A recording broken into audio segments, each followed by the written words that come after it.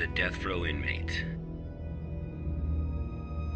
In exchange for clemency, he has agreed to work with the SCP Foundation for 30 days. Upon completion of his work, he will be a free man. Jason Carter is now D503.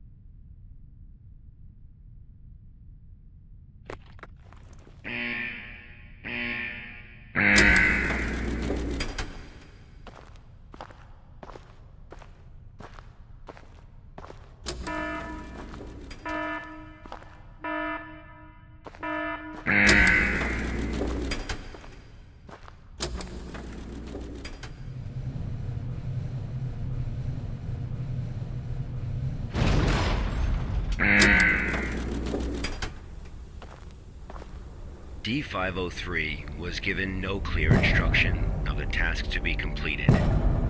He must find them out for himself.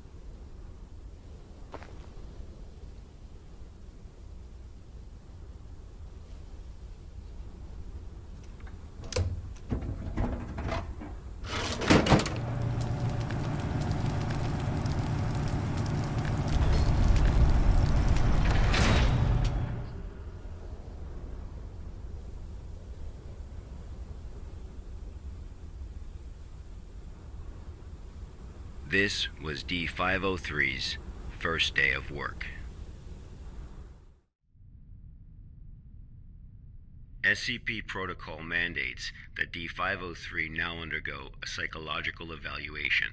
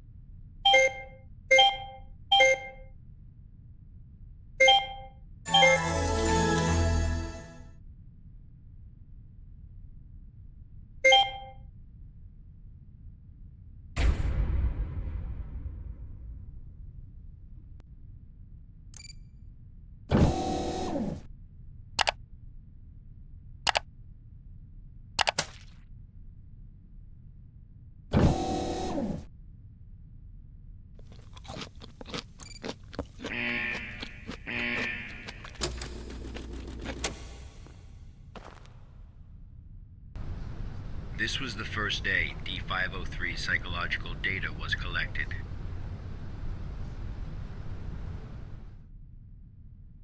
You're probably wondering, how can this job earn freedom for a death row inmate?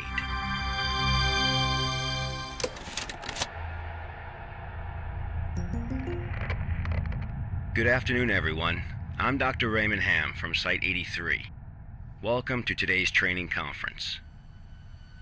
Today, I'm going to share with you a little project I've been working on called SCP-7457. The desert you saw just now is SCP-7457. D503 is a volunteer who we invited to help us learn more about this desert. Prior to the Foundation's involvement with SCP-7457, 329 people went missing in this area. As a precaution, we have introduced lockdown measures as we attempt to find the cause of these disappearances. As everyone here is new to the Foundation, it will be good for you to learn about SCP-7457. Let me explain how it works. Before we get started, are there any questions? Dr. Ham, I'm Will Barton, 3rd Special Squad, Site 86. Hello, Will. Before I came here, I thought I had a basic understanding of the Foundation. I've heard of these anomalies, but only in terms of human anomalies.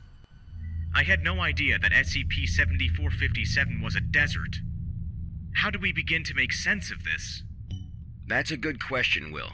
All the unexplained phenomena we are monitoring are being labeled anomalies. Human anomalies, regional anomalies, artifact anomalies, and various other phenomena beyond our control. The work of the Foundation is to isolate these anomalies and prevent the public from, shall we say, experiencing them? Okay, next question. Hello, Dr. Ham. I'm Mark Harris, a research intern from Site 27. In the video, we saw D503 picking up garbage in the desert. Why did it do that? And what does this have to do with anomalies?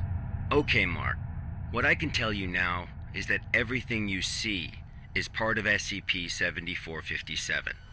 SCP anomalies can be a little difficult to understand at first. Just know that it, or they, have their own rules. Perhaps you'll understand what I mean once we finish watching the video. Okay, let's move on.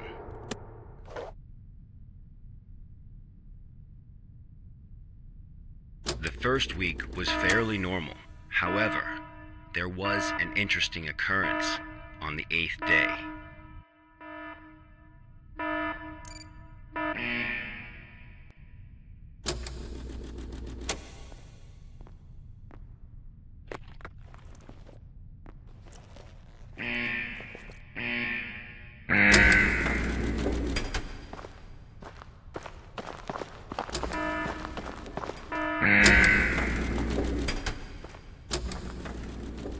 Let's have a look at what happened.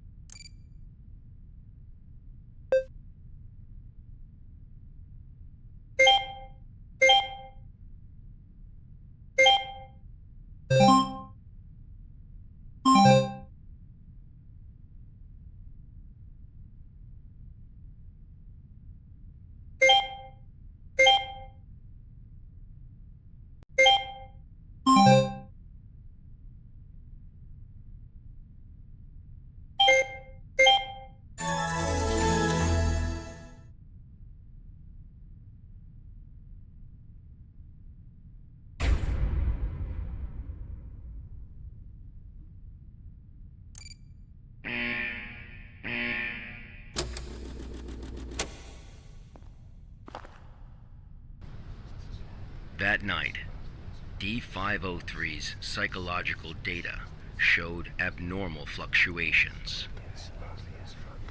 Analysis tells us that D503 is dreaming.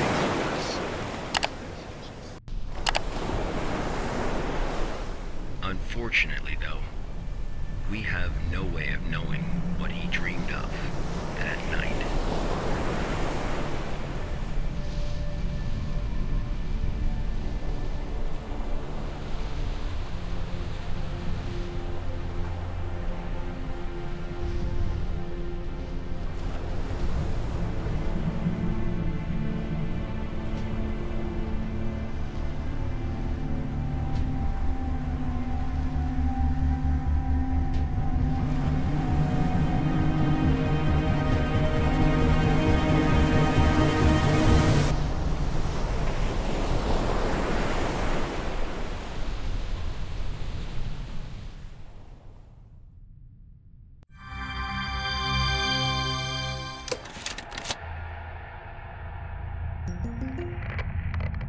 The 8th day marked a significant turning point, the start of SCP-7457's impact on D503.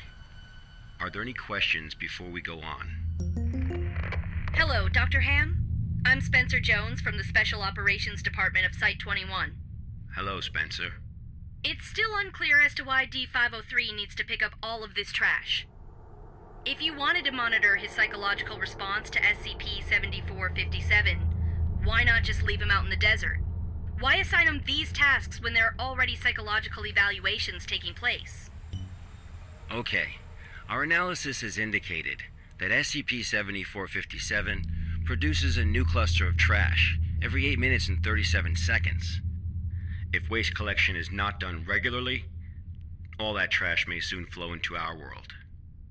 It is worth noting, though, that the quantity of waste created here pales in comparison to the amount produced by humans. However, it still has the potential to become a significant problem in the future. By assigning these tasks to D503, we can monitor his reactions while also containing the trash. There is another reason, but we will get to that one later. Is it not the case that the Foundation is exaggerating the importance of a minor issue before the issue is fully understood? Okay, everyone. I must emphasize that behind us is the general public, who are wholly unaware of any of this. Being meticulous and maintaining a serious attitude is essential at the SCP Foundation. Any oversight or underestimation of the enemy may result in disaster. Thank you, Dr. Ham. I understand. Good. Let's move on. The effects of SCP-7457 on D503 became most obvious on day 15 of the test. Due to the conditions that day, we were only able to track his movements after recovering data from his radar. It was definitely a bad day, perhaps the worst, even for a death row inmate.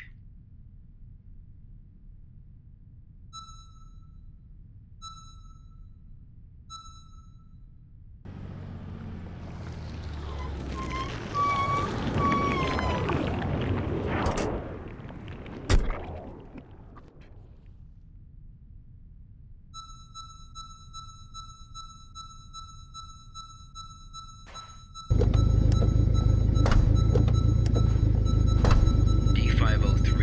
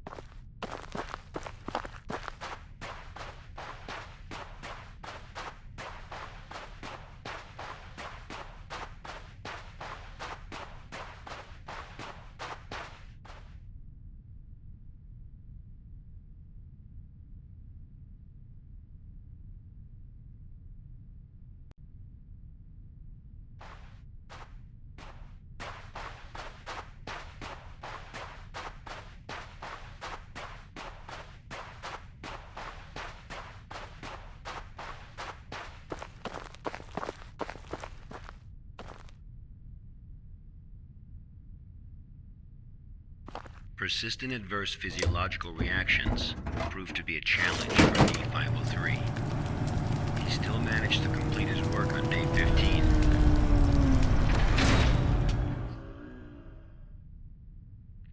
But then he encountered an incident.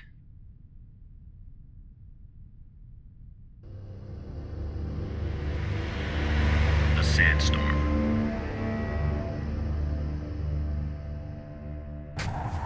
D503 walked in the sandstorm for a long time, but he couldn't seem to find his way back.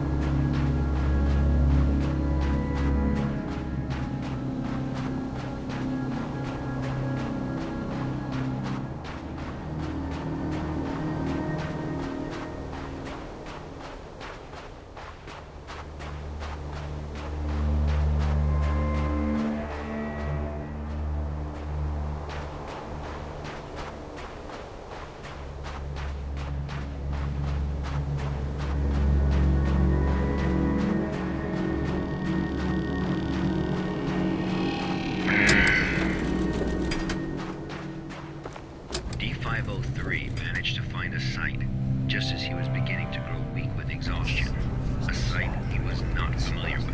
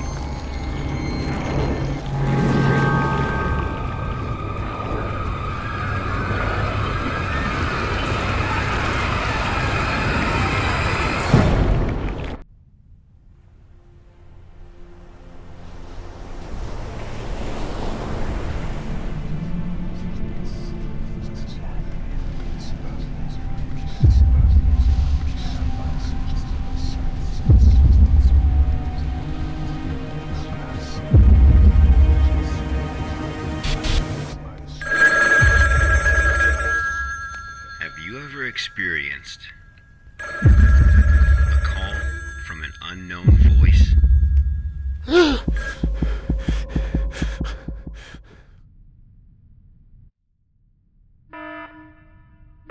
Approximately 13 hours later, a visibly trembling D503 returned to Site 8.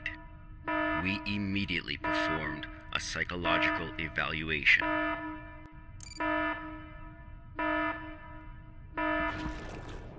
Major fluctuations can now be observed in D503's physiological data.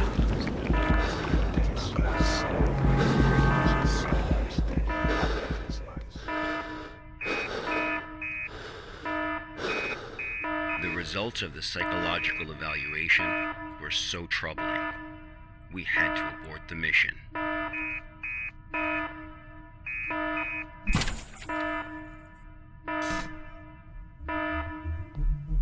D503 was able to break away from the Foundation's control.